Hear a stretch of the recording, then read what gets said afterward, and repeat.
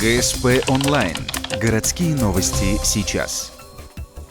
Вторник, 12:15, спортивный комплекс «Буревестник». Баскетбольные матчи, посвященные новогоднему турниру на призы Деда Мороза. Участвуют юноши 15 лет и старше. Всего 4 команды. В рамках этого мероприятия проводится товарищеская встреча между командами Усинска и Ухты. Спортсменам по 12 лет. Игра напряженная. Ухтинцы много фалят. Каждый период разница в счете увеличивается, причем не в пользу хозяев. К концу третьего отрезка игры на табло 47-26 ведут гости. Как говорит тренер команды Усинска, с ребятами надо работать. Сегодняшняя игра многое показала. Парни очень рослые, высокие, то, что показатель в баскетболе важный, что со временем, вы что хотите, по 12 лет, у них впереди еще вся баскетбольная жизнь. Это ж не гимнастика.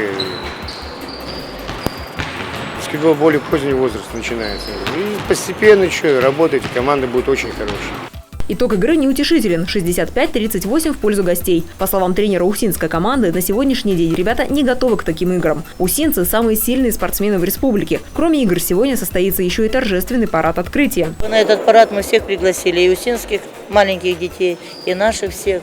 Мы пригласили администрацию УГТУ, это будет у нас Штоль Сергей Валентинович, будет заслуженный тренер, который главный судья соревнований Туманов Дмитрий Павлович, директор нашей детской спортивной школы.